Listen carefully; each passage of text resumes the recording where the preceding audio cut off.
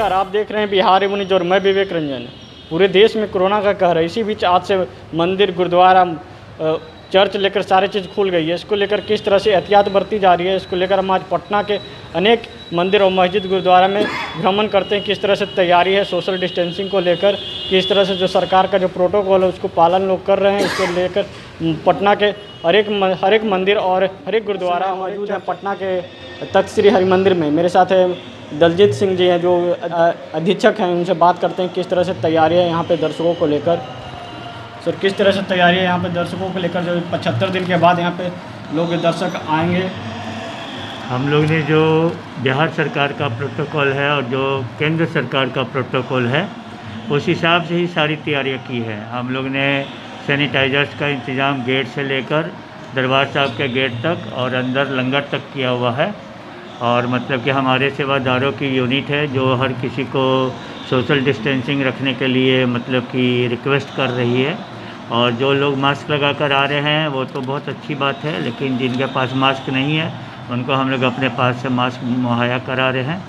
और मतलब कि अंदर दरबार साहब में भी बैठने की जो हम लोग ने व्यवस्था की है उसमें हम लोग ने रिंग लगा दिया है ताकि उसमें संगत बैठे, एक दूसरे के बगल में संगत ना बैठे, जिससे सोशल डिस्टेंसिंग। थर्मल स्कैनिंग के लेकर किस तरह से? थर्मल स्कैनिंग के लिए हम लोग ने किया था, लेकिन हमको मतलब कि कहा गया कि बिहार सरकार का और केंद्र सरकार का ये प्रोटोकॉल में नहीं है।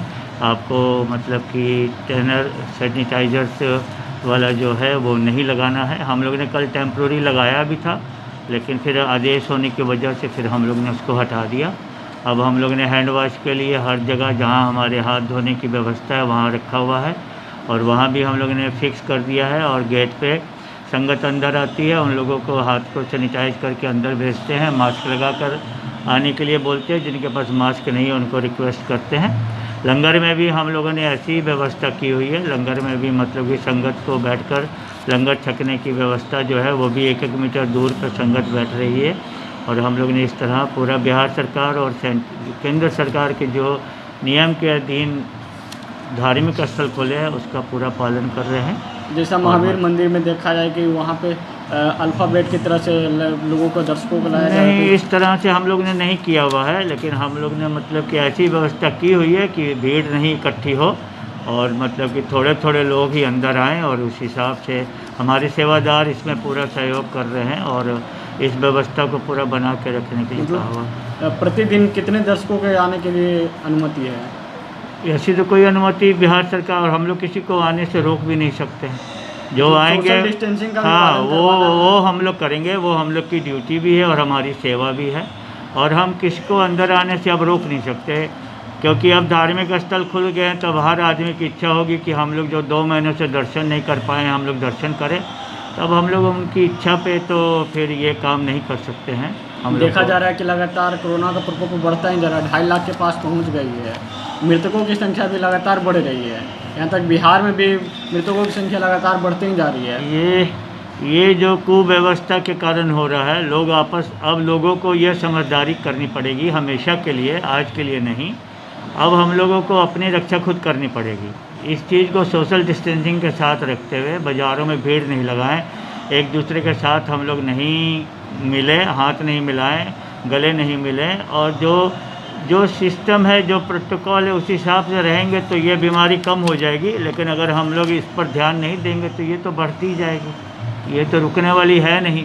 और ये अब हमारी जिम्मेदारी है, हम लोग, हमारी नहीं, हर किसी की जिम्मेदारी है। हर एक पढ़े लिखे समझदार और दूसरे जितने भी नागरिक हैं हमारे बिहार के, भारत के, सब की ये जिम्मेदारी बनती है इस रोग से मुक्त होने के लिए। तब हम लोगों को अपना धर्म का पालन और अपने कर्म का पालन। इस समय हम पटना सिटी के अमर मस्जिद में, यहाँ पे किस तरह से तैयारी है, जो सरकार का जो प्रोटोकॉल है उसको लेकर किस तरह से तैयारी है, यहाँ के लोगों से बात करते हैं। किस तरह से तैयारी है सरकार का जो प्रोटोकॉल सोशल डिस्टेंसिंग लेकर, किस तरह से तैयारी है? जी, यहाँ पे जैसे कि मस्जिद में नमाज़ पढ़ने के लिए लोग तो बहुत कम आते हैं, मगर जो लोग भी आएंगे उनको पहले से हम लोग आगाह कर दिए हैं कि अपना अपना जानमाज़ लेके आएँ और सोशल डिस्टेंस को देखते हुए अपना 2 फीट 3 फीट के दूरी पे नमाज़ पढ़ा जाएगा।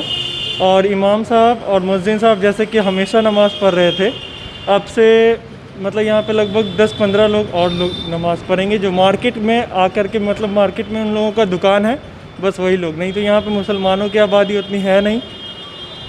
लगभग 75 दिन के बाद खुलने जा रही है मस्जिद और गुरुद्वारा लेकर, तो मस्जिद में किस तरह से तैयारी, जो पहले था 75 दिन के पहले जो जिस तरह से लॉकडाउन लगा हुआ था, तो लॉकडाउन में लोग किस तरह से नमाज अदा करते थे?